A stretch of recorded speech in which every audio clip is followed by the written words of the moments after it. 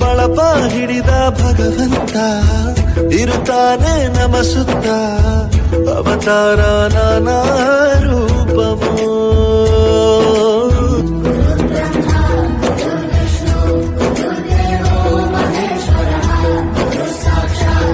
1952ರಲ್ಲಿ ಚಾಮರಾಜನಗರ ಜಿಲ್ಲೆ ಚಾಮರಾಜನಗರ ತಾಲೂಕಿನಲ್ಲಿ ಜನಿಸಿರುತ್ತಾರೆ. ಇವರ ತಂದೆ ತಾಲೂಕು ಕಚೇರಿಯಲ್ಲಿ ರೆವಿನ್ಯೂ ಇನ್ಸ್ಪೆಕ್ಟರ್ ಆಗಿ ಸೇವೆ ಸಲ್ಲಿಸಿರುತ್ತಾರೆ. ಇವರ ಪ್ರಾಥಮಿಕ ಮಾಧ್ಯಮ ಪ್ರೌಢ ಶಿಕ್ಷಣ ಮತ್ತು ಕಾಲೇಜು ಶಿಕ್ಷಣವನ್ನು ವಿದ್ಯೋದಯವನ್ನು ಕಲಿತವರು ಉನ್ನತ ಸ್ಥಾನದಲ್ಲಿರುತ್ತಾರೆ. ಇವರಲ್ಲಿ ಶಿಕ್ಷಣವನ್ನು ಕಲಿತವರು ಡಾಕ್ಟರ್, ಶಿಕ್ಷಕರಾಗಿ ಮತ್ತು ಬೇರೆ ಬೇರೆ ಇಲಾಖೆಗಳಲ್ಲಿ ಸೇವೆ ಸಲ್ಲಿಸಿರುತ್ತಾರೆ. ಇವರಲ್ಲಿ ಶಿಕ್ಷಣ ಕಲಿತವರು ಒಂದಲ್ಲ ಒಂದು ರೀತಿಯಲ್ಲಿ ಅವರದೇ ಆದ ಉತ್ತಮ ಜೀವನವನ್ನು ನಡೆಸುತ್ತಿರುತ್ತಾರೆ. ಇವರನ್ನು ಕಂಡರೆ ಈಗಲೂ ಎಲ್ಲರಿಗೂ ಅಚ್ಚುಮೆಚ್ಚು. ಹಾಗೆ ಇವರಿಗೆ ಚೌತಿ ಗ್ರಾಮವೆಂದರೆ ತಮ್ಮ ಗ್ರಾಮವೆಂದೇ ಭಾವಿಸಿರುತ್ತಾರೆ. ಗ್ರಾಮದ ಪ್ರತಿಯೊಬ್ಬರ ಹೆಸರುಗಳು ಇವರಿಗೆ ಚಿರಪರಿಚಿತ. 2001ರಲ್ಲಿ ಗುರುವಂದನಾ ಕಾರ್ಯಕ್ರಮದಲ್ಲಿ ಈ ವೇದಿಕೆಯಲ್ಲಿ ಆಗಮಿಸಿದ್ದಂತಹ ಸಹ ಶಿಕ್ಷಕರು ಮತ್ತು ಈ ಶಾಲೆಯ ಹಾಲಿ ಕೆಲಸ ನಿರ್ವಹಿಸುತ್ತಿರುವಂತಹ ಶಿಕ್ಷಕ ವೃಂದದವರೆಗೂ, ನನ್ನ ನೆಚ್ಚಿನ ವಿದ್ಯಾರ್ಥಿಗಳಿಗೂ, ಗ್ರಾಮಸ್ಥರು ಹಾಗೂ ಗ್ರಾಮದ ಮುಖಂಡರು ಎಲ್ಲರಿಗೂ ಸಹ ನಾನು ವಂದಿಸ್ತಾ ನನ್ನ ಒಂದೆರಡು ಮಾತುಗಳನ್ನು ಹೇಳ್ತೇನೆ. ಈ ಒಂದು ಗುರುವಂದನಾ ಕಾರ್ಯಕ್ರಮ ನಿಜಕ್ಕೂ ಒಂದು ಅಪರೂಪವಾದಂತಹ ಕಾರ್ಯಕ್ರಮ. ಈ ಒಂದು ಕಾರ್ಯಕ್ರಮದಲ್ಲಿ ನಾನು ನಮ್ಮ ಸಹ ಶಿಕ್ಷಕರು 9-10 ಜನ ಇದ್ದಾರೆ. ಎಲ್ಲರಲ್ಲೋ ಒಬ್ಬೊಬ್ಬರನ್ನು ನೋಡ್ತಿದ್ದೆ. ಆದರೆ ಈ ಒಂದು ಕಾರ್ಯಕ್ರಮದಲ್ಲಿ ಎಲ್ಲರನ್ನೂ ಸಹ ಒಟ್ಟಾಗಿ ನೋಡಿ ಮಾತಾಡಿಸುವಂತಹ ಒಂದು ಶುಭ ದಿನ ಇದು. ಈ ಒಂದು ಕಾರ್ಯಕ್ರಮವನ್ನು ಗುರುವಂದನಾ ಕಾರ್ಯಕ್ರಮ ಏರ್ಪಡಿಸಿರುವಂತಹ ಈ ಒಂದು ನನ್ನ ಸಹ ಶಿಕ್ಷಕರು ಎಲ್ಲರೂ, ನಮ್ಮ ಶಿಷ್ಯ ವೃಂದದವರು ಎಲ್ಲರಿಗೂ ಸಹ ನಾನು ಅಭಿನಂದಿಸ್ತೇನೆ. ಹಾಗೂ ನಾನು ಈ ಶಾಲೆಗೆ ಬರಬೇಕಾದ್ರೆ 1981 ಜೂನ್ 26ರಲ್ಲಿ ಆಗ ಬಂದಾಗ ಶಾಲೆಯಲ್ಲಿ 4 ತರಗತಿಗಳು ಮಾತ್ರ, ಒಂದೊಂದು ತರಗತಿ 4 ಜನ ಮಕ್ಕಳು ಅಷ್ಟೇ. ಆದರೆ 4ನೇ ತರಗತಿ ಮಕ್ಕಳಿಗೆ ನಾನು ಪುಸ್ತಕ ಕೊಟ್ಟು ಓದಕ್ಕೆ ಬರ್ತಾ ಇಲ್ಲ. 3ನೇ ತರಗತಿ ಪುಸ್ತಕ ಕೊಟ್ಟರು ಓದಕ್ಕೆ ಬರ್ತಾ ಇಲ್ಲ. ಹೋಗ್ಲಿ 2ನೇ ಪುಸ್ತಕ ಓದು ಅದು ಬರ್ತಾ ಇಲ್ಲ. ಅದೆಲ್ಲ ಇರಲಿ, ಕಾಗುಂತ ಏನು ಬರೆದಿರೋದು ಒಂದು ಅಕ್ಷರ ಒಂದು ಬರೆದೋದು ಬರೋಲ್ಲ. ಒಂದು ಕಮಲ ಗಣಪ ಅಂತ ಒಂದು ಪದ ಬರೆದ್ರು ಹೇಳ್ತೀನಿ ಬರೆಯೋ ಅಂದರೆ ಅದು ಬರೋಲ್ಲ. ಅವನು 4ನೇ ಕ್ಲಾಸ್ ತರಗತಿಗೆ ಬಂದಿದ್ದಾನೆ. ಇದನ್ನೆಲ್ಲ ನೋಡಿ ನನಗೆ ಬಹಳ ಬೇಸರವಾಯಿತು. ಇವ್ರಿಗೆ ಬೇಸಿಕ್ಕೆ ಕೊಟ್ಟಿಲ್ಲ, ಅಲ್ಲಿ ಸುಮ್ಮನೆ ತಳ್ಳಿಬಿಟ್ಟಿದ್ದಾರೆ ನನ್ನ ಹಿಂದೆ ಬಿದ್ದಂತಹ ಮಾಸ್ಟರ್ಗಳು. ಆಗ ನಾನು ಬಂದ ಸಮಯದಲ್ಲಿ ರೋಡ್ ಇಲ್ಲ, ಜೊತೆಗೆ ಬಸ್ಗಳ ವ್ಯವಸ್ಥೆ ಇಲ್ಲ, ಊರಿನಲ್ಲಿ ಕರೆಂಟೂ ಇಲ್ಲ, ನೀರೂ ಇಲ್ಲ. ಇಂತಹ ಸಂದರ್ಭದಲ್ಲಿ ನಾನೇನು ಮಾಡಿದೆ, ಇನ್ನು ನಾವು ಡೈಲಿ ಪಿರಿಯಾಪಟ್ಟಣಕ್ಕೆ ಹೋಗಿ ಬರೋಕ್ಕಾಗೋದಿಲ್ಲ ಅಂತ ಹೇಳಿ, ಆಗ ನನಗೂ ಮದುವೆ ಆದ ಹೊಸದು. ಆಗ ನಾನು ನಮ್ಮ ಫ್ಯಾಮಿಲಿ ಚೌತಿ ಗ್ರಾಮದಲ್ಲಿ ವಾಸವಾಗೋದಕ್ಕೆ ಅಲ್ಲಿನ ಗ್ರಾಮಸ್ಥರು ಒಂದು ಅನುಕೂಲ ಮಾಡಿಕೊಟ್ರು. ಅಲ್ಲೇ ಇದ್ಕೊಂಡು ಆಮೇಲೆ ನೋಡಿದ್ರೆ ಶಾಲಾ ಮಕ್ಕಳು ಶಾಲೆಗೆ ಬರೋದೇ ಮಕ್ಕಳಿದ್ದಾರೆ. ಚೌತಿ ಗ್ರಾಮದಲ್ಲಿ ಮಕ್ಕಳು ಸುಮಾರು ಜನ ಇದ್ದಾರೆ. ಬರೋರೇ 16 ಜನದಲ್ಲಿ ಅಡ್ಮಿಷನ್ ಇರೋ ಬರೋದು ಒಂದು 7 ಜನ 8 ಜನ 9 ಜನ 10 ಜನ ಅಷ್ಟೇ. ಆಮೇಲೆ ಸರಿ ಮಕ್ಕಳ ಗಣತಿ ಶುರುವಾಯಿತು. ಆ ಮಕ್ಕಳ ಗಣತಿ ಕಾರ್ಯದಲ್ಲಿ ನಾನು ಪ್ರತಿಯೊಂದು ಮನೆಗೂ ಹೋಗಿ ಬಂದಿದ್ದೀನಿ. ಸುಮಾರು ನಾನು 21 ವರ್ಷವೂ ಸಹ ಪ್ರತಿ ಮಕ್ಕಳ ಗಣತಿ ಮಾಡುವಾಗಲೂ ಒಂದೊಂದು ಮನೆಗೂ ಸಹ ಭೇಟಿ ಕೊಟ್ಟು ನಾನು ಆ ಮಕ್ಕಳನ್ನೆಲ್ಲ ನಾನು ಕರೆಸ್ಕೊಳ್ಳೋದಕ್ಕೆ ನಾನು ಒಂದು ವಿಶ್ವಾಸ ಗಳಿಸ್ಕೊಂಡೆ. ನಾನು ಬಂದ ಒಂದು ವರ್ಷದಲ್ಲೇ ನಾನು ಮಕ್ಕಳ ಗಣತಿ ಮಾಡಬೇಕಾದ್ರೆ 55 ಮಕ್ಕಳು ಬಂದರು. 2ನೇ ವರ್ಷ 50, 3ನೇ ವರ್ಷ 52. ಹೀಗೆ ಆ ಮಕ್ಕಳು ಎಲ್ಲರೂ ಮಕ್ಕಳು ದಾಖಲೆ ಮಾಡಿಕೊಂಡು ಆಮೇಲೆ ಮಕ್ಕಳಿಗೆ ಒಂದು ಪ್ರೀತಿ ಅಥವಾ ಜನರಿಗೆ ಒಂದು ವಿಶ್ವಾಸ ಮೂಡ್ತು. ಮಕ್ಕಳೆಲ್ಲರೂ ಬರೋಕ್ಕೆ ಶುರುವಾದರು. ಬಂದಾಗ ಸುಮಾರು 150-160 ಮಕ್ಕಳಾಯಿತು. ಆಗ ಫ್ರಂಟಲ್ಲಿ ಇದ್ದದ್ದು 2 ರೂಮ್ಗಳೇ. 2 ರೂಮ್ಗಳಲ್ಲೂ ಸಹ ನಾನು ಈ ಕಡೆ ಒಂದು ಅರ್ಧ, ಆ ಕಡೆ ಈ 1 2 1 3 4 ಇರಿಸ್ಕೊಂಡು ನಾನು ಒಬ್ಬನೇ ಆವಾಗ ಆ 2 ಕ್ಲಾಸ್ನಲ್ಲೂ ಮಾಡ್ಕೊಂಡು ನಿರ್ವಹಿಸ್ಕೊಂಡು ಹೋಗ್ತಿದ್ದೆ. ಮಕ್ಕಳಿಗೆ ಕಾಗುಂತನೂ ಗೊತ್ತಿಲ್ಲ, ಏನು ಗೊತ್ತಿಲ್ಲ. ಆಮೇಲೆ ಸರಿ ಅಂತ ಅಂದ್ಬಿಟ್ಟಿದ್ದೆ. ಆ ಸಮಯದಲ್ಲಿ ನಾನು ಅಕ್ಷರಾಭ್ಯಾಸಕ್ಕೆ ಮುಖ್ಯವಾಗಿ ಪ್ರಾಧಾನ್ಯ ಕೊಟ್ಟೆ, ಮತ್ತು ಮಗ್ಗಿಯೂ ಕೊಟ್ಟೆ. ಮಗ್ಗಿಯಿಂದ ಕಲಿಬೇಕು ಅವರು, ನಾನು ಬಿಡ್ತಿರ್ಲಿಲ್ಲ. ಕಲೀಲೇಬೇಕು ನೀನು, ಯಾಕೆ ಬರಲ್ಲ, ನಾನು ಹೇಳ್ಕೊಡ್ತೀನಿ. 1 ಸಾರಿಯಲ್ಲಿ 20 ಸಾರಿ ಹೇಳ್ಕೊಡ್ತೀನಿ. ಕತ್ತಲು ಕೊಟ್ಟು ಕಾಕಿಡ್ಲಿಕ್ಕ ಹೇಳ್ಕೊಡ್ತೀನಿ. ಆದರೂ ಬುದ್ಧಿವಂತರು ಕಲ್ತ್ಕೊಂಡ್ಬಿಟ್ರು. ಕೆಲವರು ಸುಮಾರು ಇರೋರು ಸ್ವಲ್ಪ ಹೇಳಿಸ್ಕೊಂಡು ಕಲ್ತ್ಕೊಂಡ್ರು. ಅಂದರೆ ಎಲ್ಲರೂ ಬುದ್ಧಿ ಇರೋ ಮಕ್ಕಳೇ, ಅವರಿಗೆ ಮಾರ್ಗ ತೋರಿಸೋರು ಯಾರೂ ಇಲ್ಲದೇ ಸುಮ್ಮನೆ ಹಿಂಗೆ ಹೋಗ್ಬೋದೇನೋ ಅಂದ್ಕೊಂಡು ಬರ್ತಿದ್ರು. ಆದರೆ ನಾನು ಕಂಡೀಷನ್ ಮಾಡಿದ ಮೇಲೆ ಬಂದರು. ಆಮೇಲೆ ಅದೇ ಊರಿನಲ್ಲಿ ನಾನು ವಾಸ ಇರೋದ್ರಿಂದ ಅವ್ರ ಪೇರೆಂಟ್ಸ್ಗಳೆಲ್ಲ ಬಂದರು. ಸರ್, ನೀವು ಸ್ಕೂಲ್ಗೆ ನೀವು ಇಲ್ಲೇ ಇದ್ದೀರಾ ಸರ್, ಮಕ್ಕಳು ಬರ್ತಾ ಇಲ್ಲ, ಸ್ಕೂಲ್ಗೆ ಬರ್ತಾ ಇಲ್ಲ, ಅವರು ಬರೋದಿಲ್ಲ, ಹೋಗೋದಿಲ್ಲ ಅಂತ ಮಾಡ್ತಾರೆ ಅಂತಂದ್ಬಿಟ್ಟು. ಆಗ ನಾನೇ ನಮ್ಮಿಬ್ಬರು ಮಕ್ಕಳು ಕರ್ಕೊಂಡು ಹೋಗ್ತಿದ್ದೆ ಮನೆಗೆ. ಸುಮಾರು ಮನೆಗಳಿಗೆ ಹೋಗಿದ್ದೀನಿ. ಹೋಗಿ ಅಲ್ಲಿ ಯಾಕಪ್ಪ ಯಾಕೆ ಬರೋದಿಲ್ಲ ಅಂತ ಸ್ವಲ್ಪ ಗೆದರಿಸಿದ್ರೆ ಸಾಕು, ಬ್ಯಾಗ್ ತಗೊಂಡು ಬಂದ್ಬಿಡ್ತಾರೆ. ಅಮ್ಮ ಜೊತೆಲಿ 2 ಮಕ್ಕಳು ಕರ್ಕೊಂಡು ಬಂದಿದ್ದೆ. ಕರ್ಕೊಂಡು ಹೋಗಿ ಸ್ಕೂಲಲ್ಲಿ ಕೂರಿಸಿ ಹೋಗಿ ಅವ್ರನ್ನೆಲ್ಲ ಬಂದವನು. ಹೀಗೆ ಮಾಡಿ ಆಮೇಲಿಂದ ಸರ್ ರಾತ್ರಿ ಹೊತ್ತು ಪಾಠನೇ ಮುಟ್ಟೋದಿಲ್ಲ, ಪುಸ್ತಕನೇ ಮುಟ್ಟೋದಿಲ್ಲ ಸರ್, ಕುಡಿದ್ಬಿಟ್ಟು ಏನೋ ಹೋಗಿ ತಿಂದುಕೊಂಡು ಮಲ್ಕೊಂಡ್ಬಿಡ್ತಾನೆ ಅಂತ. ಆ ಸಮಯದಲ್ಲೂ ಸಹ ನಾನು ಅದೇ ಊರಿನಲ್ಲಿ ಇರೋದ್ರಿಂದ ನಾನು ಒಂದು ದಿವಸ ಹೋದೆ. ಆ ಮಕ್ಕಳಿಗೆ ಹೇಳಿದೆ, 6 ಗಂಟೆ ಆ ದೀಪ ಹತ್ತಿಸಿದ ಮೇಲೆ ಮನೆ ಮುಂದೆ ಈ ಕುಣಿಯೋದಾಗಲಿ ಇರೋದಾಗಲಿ ಇದ್ದರೆ ನಾನು ಬಿಡೋದಿಲ್ಲ ಅಂತ. ಅಯ್ಯೋ ಏನೋ ಹೇಳ್ಕೊಂಡು ಹೋಗ್ತಾರೆ ಅಂತಿದ್ರು. ಆಮೇಲೆ ನಾನೇನು ಮಾಡಿದೆ, ಫಸ್ಟೇ ಹೋದೆ. ಎಲ್ಲರ ಬೀದಿಯಲ್ಲೂ ಫಸ್ಟ್ ನಿಂತ್ಕೊಂಡೆ. ಆ ರೋಡಲ್ಲಿ ಎಲ್ಲ ಮಕ್ಕಳು ಆಡ್ತಾ ಇದ್ದವರೆಲ್ಲ ಒಳಗೊಟ್ಟೋದ್ರು. 2ನೇ ಸಾರಿನೂ ಹೋದೆ. 3ನೇ ಸಾರಿ ನಾನು ಹೋಗಿದ್ದು 3 ದಿವಸ ಮಾತ್ರ. ಆದರೆ ಆ ಮಕ್ಕಳು ಬೀದಿಯಲ್ಲಿ ಕೂತ್ಕೊತಾನೆ ಇರಲಿಲ್ಲ, ಈ ಒಳಗನೆ ಬರ್ತಿರ್ಲಿಲ್ಲ, ಲೈಟ್ ಇಲ್ಲ, ದೀಪ ಹಚ್ಚಿಸ್ಕೊಂಡು ಓದ್ತಿದ್ರು. ಆಗ ಮಕ್ಕಳು ನಾನು ಏನು ಕೊಟ್ಟಿದ್ದೀನಿ, ಅಯ್ಯೋ ನಾನು ಮಾಸ್ಟರ್ ಹೊಡಿತಾರೆ, ನಾನು ಪ್ರಶ್ನೆ ಗುತ್ತ ಗಟ್ಟಿ ಮಾಡ್ಕೋಬೇಕು, ನಾನು ಕಾಗುಂತ ಗಟ್ಟಿ ಮಾಡ್ಕೋಬೇಕು, ಮಗಿ ಗಟ್ಟಿ ಮಾಡ್ಕೋಬೇಕು, ಯಾರೇ ಏನೇ ಕೆಲಸ ಹೇಳಿ ಅವ್ರ ತಾಯಿ, ನಾನು ಹೋಗೋದಿಲ್ಲ, ನಾನು ಹೇಳಿದರೆ ನಾ ಕೆಲಸ ನಾನು ಮುಗಿಸ್ಕೊಂಡು ನಾನು ಹೋಗ್ತೀನಿ ಅಂತ ಅಂದ್ಬಿಟ್ಟು. ಆಮೇಲೆ ಪೇರೆಂಟ್ಸ್ ಬಂದರು. ಸರ್, ನಾವು ಎಷ್ಟೇ ಹೇಳಿದ್ರು ಓದ್ತಾ ಇರಲಿಲ್ಲ. ಈಗ ನೋಡಿ ಸರ್, ನಾನು ನೀವು ನೋಡಿದ ತಕ್ಷಣ ಅವರು ಪುಸ್ತಕ ತೊಗೊಂಡು ಓದ್ತಾ ಇದ್ದಾರೆ, ಮಾಡ್ತಾ ಇದ್ದಾರೆ. ನಾನು ಕೆಲಸ ಗಟ್ಟು ಮಾಡ್ಕೊಂಡು ಹೋಗಿಲ್ಲ ಅಂದರೆ ನನಗೆ ಶಾಲೆಯಲ್ಲಿ ನನಗೆ ಏಟು ಹೊಡಿತಾರೆ, ನನಗೆ ಆಗೋದಿಲ್ಲ. ಅಷ್ಟು ಅವರು ನಿಷ್ಠೆಯಿಂದ ಮಕ್ಕಳು ಬಂದುಬಿಟ್ರು, ನನ್ನ ದಾರಿಗೆ ಬಂದುಬಿಟ್ರು ಅವರು. ಬಂದಾಗ ಸರಿ ಅಂತ ನಮ್ಮ ಮಕ್ಕಳು ಕೇಳಬೇಕಾದ್ರೆ ಎಲ್ಲರೂ ಸಹ, ಪ್ರತಿಯೊಬ್ಬರು ಸಹ ಕಲ್ತ್ಕೊಂಡ್ರು. ಕೆಲವು ಮಕ್ಕಳಿಗೆ ಕಲ್ತ್ಕೊಳ್ಳೋದಕ್ಕೆ ಸ್ವಲ್ಪ 1 ವಾರ ಹಿಡಿದ್ರೆ 15 ದಿವಸ ಹಿಡಿದಿರ್ಬೋದು.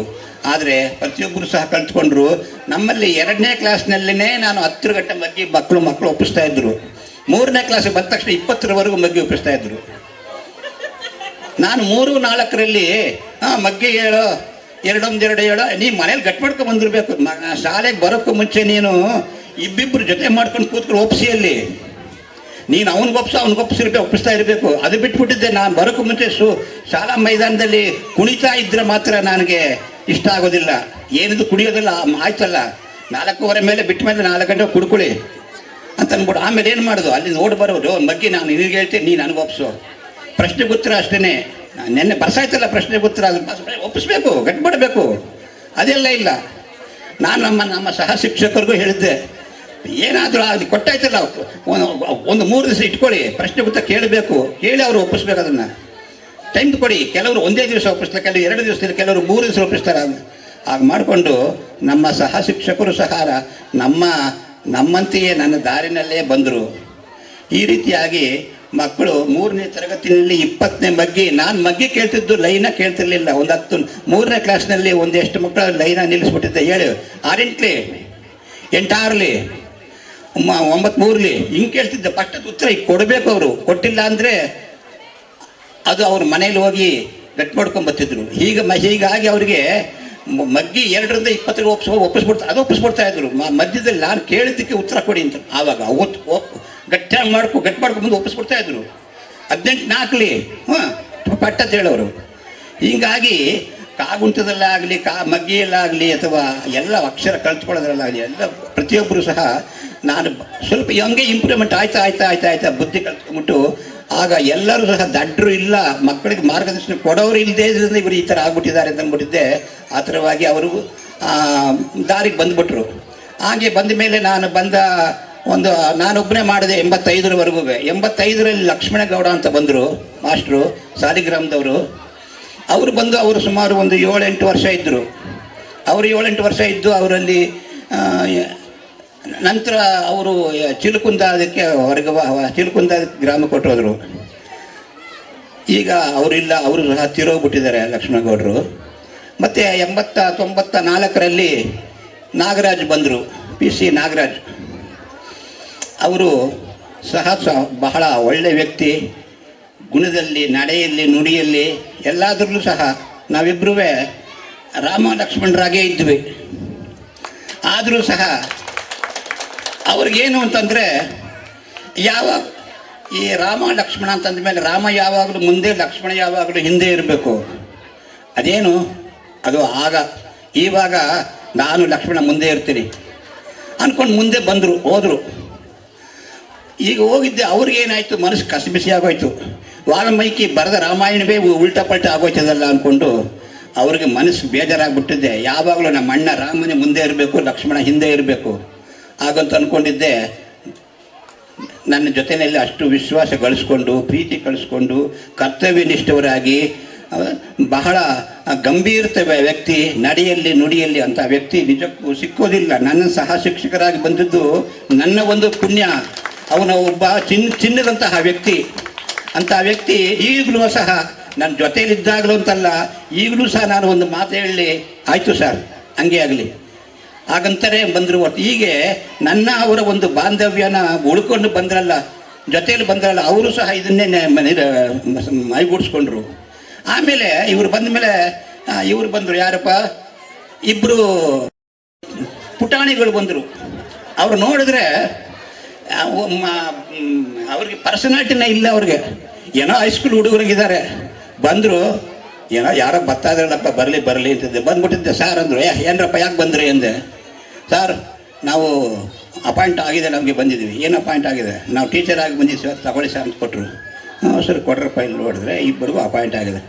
ಸರಿ, ಫಾರ್ಮಾಲಿಟಿ ಎಲ್ಲ ಮುಗಿಸ್ಕೊಂಡು, ಸರಿ ಪಕ್ಕ ಸ್ಕೂಲಲ್ಲಿ, ಲಾರಿ ಸ್ಕೂಲಿಂದ ಪಕ್ಕ ಸ್ಕೂಲಲ್ಲಿ ಕೂತ್ಕೊಳ್ಳಿ ಹೋಗಿ ಅಂತ. ಸರಿ ಆಯಿತು, ಕೂತ್ಕೊಂಡ್ರು. ಅವ್ರು ನೀವು ಪಾಠ ಮಾಡಿ. ಆಮೇಲೆ 3 ದಿವಸ ಬಿಟ್ಟ ಮೇಲೆ ಅವರಿಬ್ಬರು ಕುಣಿತಾ ಬರ್ತಾವ್ರೆ ಈ ಸ್ಕೂಲ್ಗೆ. ಯಾಕ್ರಪ್ಪ ಏನು ಅಂದೆ. ಸರ್ ನಮಗೆ ಇಷ್ಟವಾದ ನಮಗೆ ಸಬ್ಜೆಕ್ಟ್ ಕೊಡಿ, ನಾವು ಅದನ್ನೇ ಮಾಡ್ಕೊಂಡು ಹೋಗ್ತೀವಿ. ಸರಿ, ಅದನ್ನೇ ಹೇಳೋದಕ್ಕೆ ಯಾಕೆ ಈ ಥರ ಕುಡಿಬೇಕು? ಇಲ್ಲ ಸರ್, ನಮ್ಗೆ ಅದು ಅಭ್ಯಾಸ ಬಲ ಆಗ್ಬಿಟ್ಟಿದೆ ನಮಗೆ. ಸರಿ ಆಯಿತು ಅಂದ್ಬಿಟ್ಟಿದ್ದು. ಅವ್ರನ್ನ ನಮ್ಮ ಸ್ಟಾಫ್ ಎಲ್ಲರೂ, ಮತ್ತು ಹರೀಶ್ ಕದಮ್ಮ ಮತ್ತು ಶಾಂತಮ್ಮ ಟೀಚರ್ ಇದ್ದರು, ರೇವಣ್ಣ ಮಾಸ್ಟ್ರು ಮತ್ತು ಮಧುಸೂದನ್ ಇದ್ದರು ಎಲ್ಲ. ಅವರು ನಮ್ಮ 6 ಜನ ಟೀಚರ್ಸ್ಗಳನ್ನೆಲ್ಲ ಕೂರಿಸ್ಕೊಂಡಿದ್ದೆ. ನಾನು ಟೈಮ್ ಟೇಬಲ್ ಬರೆದು ನೋಡಿ, ಈ ಟೈಮ್ ಟೇಬಲ್ ಪ್ರಕಾರವಾಗಿ ನಿಮ್ಗೆ ಕೊಟ್ಟಿರೋ ಸಬ್ಜೆಕ್ಟನ್ನು ನಿಮ್ಮ ಕರ್ತವ್ಯ ನಿಷ್ಠೆಯಾಗಿ ನೀವು ಮಾಡ್ಕೊಂಡು ಹೋಗಿ. HM ಬಗ್ಗೆ ನೀವು ಹೊರಿ ತಗೋಬೇಕು. HM ಕೆಲಸ ಏನಿದ್ರು ನಾನು ನೋಡ್ಕೋತೀನಿ. ನಾನು ಅಷ್ಟೇ, ನಾನು 1ರಿಂದ 4ವರೆಗೂ ಕನ್ನಡ ಸಬ್ಜೆಕ್ಟ್ ತೊಗೊಂಡು 1ರಿಂದ 7ರವರೆಗೂ ನಾನು ಮ್ಯಾಥಮೆಟಿಕ್ಸ್ನ ತಗೊಂಡು ಅವ್ರಿಗೆ ನಾನು ಮಾಡ್ಕೋತೀನಿ.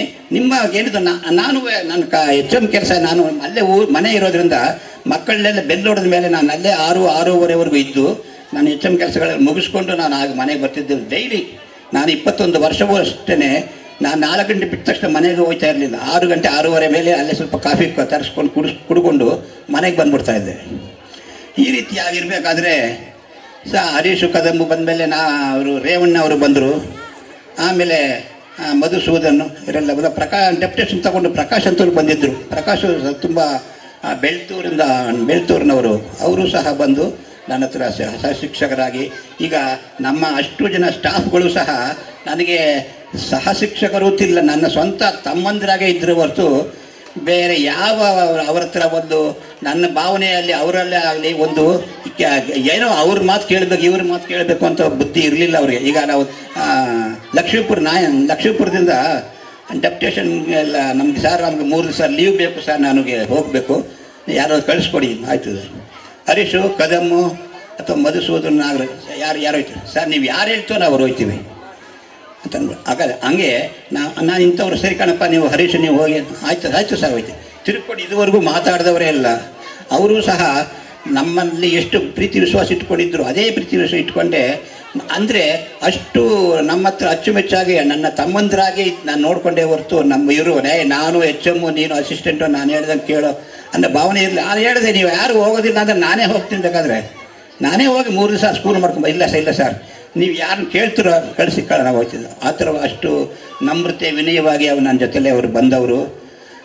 ಸರಿ, ಈಗಿರುವಾಗ ನಮ್ಮ ಬಿ ಇ ಒ ನಾನು ಬಂದಾಗ 81ರಲ್ಲಿ ರಾಮ್ ಶೇಷನ್ ಅವರಿದ್ದರು ಎ ಇ ಒ ಆಗಿ. ಆಮೇಲೆ ನಾಗರಾಜ್ ಅವರು ಬಂದಾಗ ಬಸವರಾಜನ್ ಅವರು ಬಂದರು. ಆಮೇಲೆ ಇವರು ಬಂದ್ರಪ್ಪ, ಯಾರು ರಾಮಲಿಂಗಂ, ಗಂಗಪ್ಪ ಗೌಡ ಬಂದರು. ಗಂಗಪ್ಪ ಗೌಡವೇ ನಮಗೆ ತುಂಬ ಚಿರಪರಿಚಿತರು ಅವರು. ಅವರೆಲ್ಲರೂ ಮತ್ತು ಮಹಮ್ಮದ್ ಬಶೀರ್ ಬಂದರು.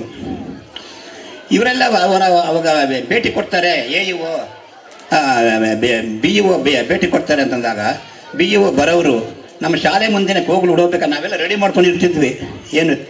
ಆಗ ಅವರೇ ರಾಮಲಿಂಗಮ್ಮ ನೋಡಿಬಿಟ್ಟಿದ್ದೆ, ನಮಗೆ ನಿಮ್ಮ ಬಗ್ಗೆ ಗೊತ್ತು, ನೀವು ಹೋಗಿ ನೀವು ಹೋಗಿ ಸ್ಕೂಲ್ಗೆ ಹೋಗಿ ನಾವು ಬರ್ತೀವಿ ಅಂದ್ಬಿಟ್ಟು ಹೋಗ್ತಿದ್ರು.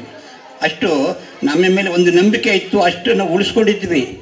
ನಮ್ಮ ಕರ್ತವ್ಯವೇ ದೇವರು ಅಂದ್ಕೊಂಡು ನಾನು ಮಾಡ್ಕೊಂಡು ಹೋಗಿದ್ದಕ್ಕೆ ನಮ್ಮ ಸ್ಟಾಫ್ಗಳೆಲ್ಲರೂ ಸಹ ನನಗೆ ಒತ್ತಾಸೆ ಕೊಟ್ಟು ಅಷ್ಟು ನಮ್ಮ ಉಳಿಸ್ಕೊಂಡಂತಹ ಆ ಒಂದು ಗೌರವ. ಎರಡನೇದಾಗಿ ಗಂಗಪ್ಪ ಗೌಡರು ಬಂದರು. ಗಂಗಪ್ಪ ಗೌಡರು ಅಷ್ಟೇ ನಮ್ಮ ಬಿ ಯು ಅಂತ ಅಂದ್ಬಿಟ್ಟು ನಮ್ಮ ಮುಂದೆ ಕೋಗಲವಾಡಿಗೆ ಹೋಗ್ತಿದ್ರೆ ಹೊರತು ನಮ್ಮ ಶಾಲೆಗೆ ಬರ್ತಿರಲಿಲ್ಲ. ಬಿಡಿ ಶ್ರೀನಿವಾಸನ ಬರ್ತೀನಿ ಅಂದ್ಬಿಟ್ಟು.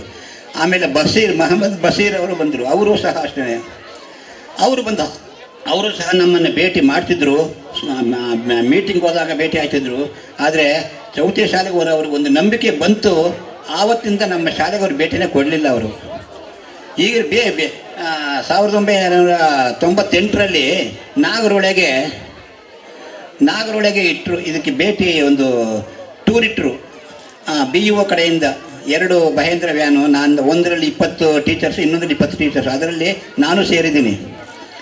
ನಾಗರೊಳಗೆ ಹೋಗ್ತಾ ಇರಬೇಕಾದ್ರೆ ಏನಾಯಿತು, ಕರು ಸೀದಿಲ್ಲ ಪೊನ್ನಂಪೇಟೆ ಹತ್ರ ತಿರುಗಬೇಕಾದ್ರೆ ಅವನೇನು ಮಾಡಿದ್ರೆ ಡ್ರೈವ್ ತಿರುಗಿಸಲಿಲ್ಲ, ಹಂಗೆ ನೇರ ಬಿಟ್ಬಿಟ್ಟ. ಅದ್ರಲ್ಲಿ ನಾನು ಕೂತಿದ್ದೀನಿ. ಎಲ್ಲರೂ ಒಂದು ಲೈಟ್ ಕಂಬದ ಅಷ್ಟು ಆಳ ಇದೆ, ಉರುಳ್ಕೊಂಡು ಬಂದು ಕೆಳಗೆ ಬಿದ್ದು ಆ ಮಹೇಂದ್ರ ಟೆಂಪೋನೇ ಅದು ಬಜ್ಜಿಯಾಗಿ ಟಾಪೇ ಮೈ ಮೇಲೆ ಬಿದ್ದುಕೊಂಡ್ಬಿಟ್ಟಿದೆ. ಮೈ ಮೇಲೆ ಜ್ಞಾನ ಇಲ್ಲ ನನಗೂ. ಆವಾಗ ಇನ್ನೊಂದು ನಮ್ಮ ಟೀಚರ್ಸ್ ಬಂದರು. ಅವರೆಲ್ಲ ಬಂದು ಇಳಿದು ಸುತ್ತಮುತ್ತಲ ಗ್ರಾಮದವರೆಲ್ಲ ಬಂದು ನಮ್ಮನ್ನೆಲ್ಲ ಎಬ್ಬಿಸಿ ಹತ್ತಿರದಲ್ಲೇ ನೀರು ಹರಿತಾ ಇತ್ತು. ಅದೆಲ್ಲ ನಮ್ಗೆ ಯೂಸ್ ಮಾಡಿ ಸ್ವಲ್ಪ ಆವಾಗ ಜ್ಞಾನ ಬಂತು. ನನಗೊಂದು 1/4 ಗಂಟೆ 20 ನಿಮಿಷ ಮೈ ಮೇಲೆ ಜ್ಞಾನವೇ ಇಲ್ಲ. ಆ ಥರವಾಗಿ ನಾನು ಬಂದು ಆ ಸಂದರ್ಭ ಆ ಥರ ಆಯಿತು. ಮತ್ತು ನಾನು ಅಲ್ಲಿ ಸುಮಾರು ಈಗೇನೆ 21 ವರ್ಷಗಳ ಕಾಲ ಕಳೆದ ಮೇಲೆ 216 ಮಕ್ಕಳಿಗೆ 7 ಜನ ಟೀಚರ್ಸ್ ಬೇಕಿಲ್ಲ, ಒಬ್ಬರನ್ನ ಟ್ರಾನ್ಸ್ಫರ್ ಕೊಡಬೇಕು ಅಂದ್ಕೊಂಡು ನನಗೆ ಸೀನಿಯಾರಿಟಿ ಮೇಲೆ ನನಗೆ ಕೊಟ್ಟರು. ನಾನು ಐಲಾಪುರಕ್ಕೆ ಹೋದೆ. ಐಲಾಪುರದಲ್ಲಿ ನಾನು ಸುಮಾರು 3.5 ವರ್ಷ ಅಲ್ಲಿ ಕೆಲಸ ಮಾಡಬೇಕಾದ್ರೆ ಅಲ್ಲೊಬ್ಬರು ಕುಶಾಲನಗರದಿಂದ ಪದ್ಮಾವತಿ ಅಂತ ಬಂದರು. ಸರಿ, ಅವ್ರು ಬಂದಮೇಲೆ ನನಗೆ ಅಸಿಸ್ಟೆಂಟಾಗಿ ಅಲ್ಲಿಯೂ ಕೆಲಸ ಮಾಡಿದ್ರು. ಮತ್ತು ಅಲ್ಲಿ 3 ವರ್ಷ ಆದಮೇಲೆ ನಮ್ಮ ತಾಯಿ ಇದ್ಕೊಂಡು ಹತ್ತಿರಕ್ಕೆ ಬಂದ್ಬಿಡು ಅಂತ ಹೇಳಿದ್ರು. ಆಗ ಗಂಗಪ್ಪ ಗೌಡರು DDP ಆಗಿ ಬಂದರು ಮೈಸೂರಿಗೆ. ಆಗ ನನಗೆ ಭಾಳ ಖುಷಿ ಆಯಿತು. ಆಗ ತಕ್ಷಣವೇ ನಾನೇನು ಮಾಡಿದೆ, 2004ರಲ್ಲಿ ನಾನು ಅರ್ಜಿ ಬರ್ಕೊಂಡು ಹೋಗಿ ಕಾಣಿಸ್ಕೊಂಡೆ ಅಲ್ಲಿ. ಆಗ ಅವರು ಬಿಟ್ಟು 20 ವರ್ಷ ಆಯಿತು. ಆಗ ನಾನು ನೋಡಿದ್ದೆ, ಶ್ರೀನಿವಾಸ್ ಬನ್ನಿರಿ ಇಲ್ಲಿ ಏನು ಅಂತಂದು. ಈ ಥರ ಸರ್ ನಂಗೆ ಟ್ರಾನ್ಸ್ಫರ್ ಬೇಕಾಗಿತ್ತು ಸರ್, ಸುಮಾರು 24 ವರ್ಷ ಅಲ್ಲೇ ಇದ್ದೀನಿ ಸರ್ ನಾನು ಅಂತಂದು. ಆಯಿತು, ನಿಮಗೆ ಕೊಡದೆ ನಾನು ಇನ್ಯಾರು ಕೊಡ್ತೀನಿ, ಅಪ್ಲಿಕೇಶನ್ ತಂದಿದ್ದೀನಿ ಸರ್, ತಗೊಳ್ಳಿ ಕೊಟ್ಟು. ಅಲ್ಲಿಂದ ಪಿರಿಯಾಪಟ್ಟಣಕ್ಕೆ ನಮ್ಮ ಶಿಕ್ಷಕರ ಇದಕ್ಕೆ ಬಂದರು, ಶಿಕ್ಷಕರ ದಿನಾಚರಣೆಗೆ ಬಂದರು. ಆವಾಗ ಬಂದು ಹೋಗುವಾಗ ಕೇಳಿದೆ, ಸರ್ ಏನು ಮಾಡ್ತೀನಿ, ಇನ್ನೊಂದು 15 ದಿವಸದಲ್ಲಿ ನಾನು ಕಳಿಸ್ಕೊಡ್ತೀನಿ ಹೋಗಿ ಅಂತಂದರು. ಅದೇ ರೀತಿ ನಮ್ಮ ಮನೆಗೆ ಹೋಗ್ಬಿಟ್ಟು ಅವರು ಆಫೀಸ್ಗೆ ಹೋಗ್ಬಿಟ್ಟು 15 ದಿವಸದಲ್ಲಿ ನಮಗೆ ಕಳಿಸ್ಕೊಟ್ರು. ಟ್ರಾನ್ಸ್ಫರ್ ಬಂತು. ಅದೇನೇ ನಂಜನಗೂಡಿಗೆ. ಅಲ್ಲಿಂದ 2004ರಲ್ಲಿ ನಂಜನಗೂಡಿಗೆ ಹೋದೆ. ಅಲ್ಲಿ ಸುಮಾರು 9.5 ವರ್ಷಗಳ ಕಾಲ ಅಲ್ಲಿ ಡ್ಯೂಟಿ ಮಾಡಿದೆ. ಅಂದರೆ ನಾನು ಸೇರಿದಾಗ್ಲಿಂದವೇ ಕೊನೆ ರಿಟೈರ್ಡ್ ಆಗೋವರೆಗೂ ನಾನು HM ಆಗಿಯೇ ಇದ್ದೆ ಹೊರತು ಅಸಿಸ್ಟೆಂಟ್ ನಾನು ಕೆಲಸನೇ ಮಾಡಲಿಲ್ಲ. HM ಆಗಿಯೇ ಇದ್ದು ನಾನು ರಿಟೈರ್ಡ್ ಆಗಿದ್ದು. ರಿಟೈರ್ಡ್ ಆದಮೇಲೆ ಬಂದ ದುಡ್ಡಿನಲ್ಲೇ ನಾನು ಒಂದು ಅಷ್ಟು ಆಗಲಿ ನಮಗೆಲ್ಲ ಸಂಬಳ ಅಷ್ಟಿರಲಿಲ್ಲವಲ್ಲ ಸೇರಿದಾಗ, ಬರೀ 450 ರೂಪಾಯಿ ಸಂಬಳ ಸೇರಿದಾಗ. ಆಮೇಲೆ ಕೊನೆಗೆ ಬಂದದ್ದು ಸ್ವಲ್ಪ ದುಡ್ಡೇ ಬಂದಿದ್ದು. ಅದರಲ್ಲಿ 2 ಮನೆ ನಾನು ತಗೊಂಡು ನಂಜನಗೂಡು ತಾಲೂಕು ಚಾಮಲಾಪುರದುಂಡಿಯಲ್ಲಿ 2 ಮನೆ ಮಾಡ್ಕೊಂಡು ಈಗಲೂ ಅಷ್ಟೇ ನಾನು ಅಲ್ಲೇ ಇರೋದು. ಇಷ್ಟು ಮಾತುಗಳನ್ನು ಹೇಳ್ತಾ ನನ್ನ 1-2 ಮಾತುಗಳನ್ನು ನಾನು ಮುಗಿಸ್ತಾ, ನಾ ಎಲ್ಲರಿಗೂ ವಂದನೆಗಳು ಸಲ್ಲಿಸ್ತೀನಿ. ಜೈ ಹಿಂದ್, ಜೈ ಕರ್ನಾಟಕ. ಶ್ರೀಯುತ ಶ್ರೀನಿವಾಸ್ ಸರ್ ಅವರಿಗೆ ಧನ್ಯವಾದಗಳು. ನಮ್ಮ ಗ್ರಾಮದ ಹಳೆಯ ವಿದ್ಯಾರ್ಥಿಗಳಾದಂತಹ ಶೇಖರ್ ಪೊಲೀಸ್ ಇಲಾಖೆಯಲ್ಲಿ ಸೇವೆಯನ್ನು ಸಲ್ಲಿಸುತ್ತಿದ್ದಾರೆ ಹಾಗೂ ಕುಮಾರ್ ಪೋಸ್ಟ್ ಮಾಸ್ಟರ್ ಆಗಿ ಕೆಲಸವನ್ನು ನಿರ್ವಹಿಸುತ್ತಿದ್ದಾರೆ. ಇವರು ನಮ್ಮ ಶಿಕ್ಷಕರನ್ನ ವೈಯಕ್ತಿಕವಾಗಿ ಸನ್ಮಾನಿಸಲಿದ್ದಾರೆ. ಆದರೆ ಒಂದು ದಿನದ ಕಾರ್ಯಕ್ರಮ, ಸಂಭ್ರಮದ ಕಾರ್ಯಕ್ರಮ, ಜೋರಾದ ಚಪ್ಪಾಳೆಯ ಮೂಲಕ ನಮ್ಮ ಶಿಕ್ಷಕರಿಗೆ ಸಂತೋಷವನ್ನ ತುಂಬಬೇಕು ಅಂತ ಹೇಳಿ ಕೇಳಿಕೊಳ್ತೇನೆ.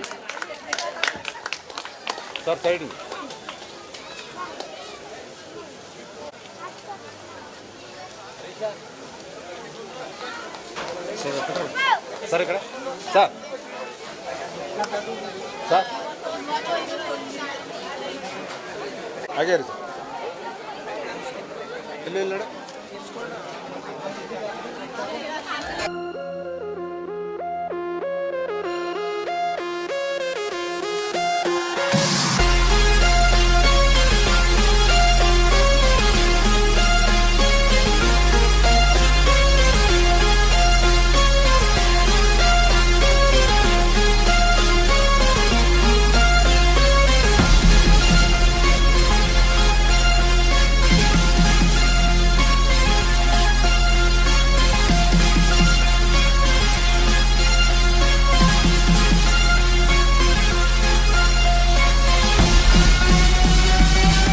ರೆಡಿ ಎಲ್ಲರೂ ಇಲ್ಲಡೆ ಇಲ್ಲಡೆ ಎಲ್ಲರೂ ಕಾಣಿಸ್ ಬನ್ನಿ ಹಿಂಗೆ.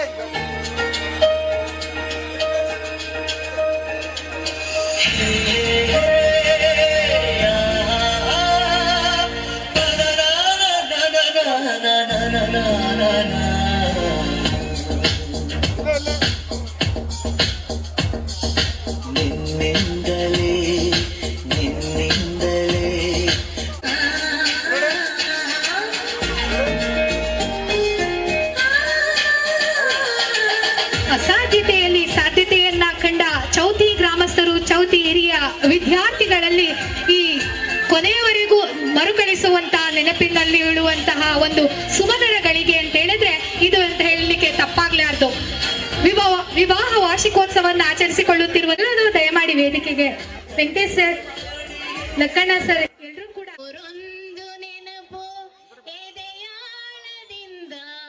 ಹಾಡಾಗಿ ಬಂತು ಆನಂದದಿಂದ, ಸಿಂಧೂರ ಬಿಂದು ನಗಲಮ್ಮ ಎಂದು ಎಂದೆಂದು ಇರಲಮ್ಮ ಈ ದಿವ್ಯ ಬಂದ, ನೂರೊಂದು ನೆನಪು ಎದೆಯ ಬಳಪ ಹಿಡಿದ ಭಗವಂತ ಇರುತ್ತಾನೆ ನಮ ಸುತ್ತ ಅವತಾರ ನಾನಾ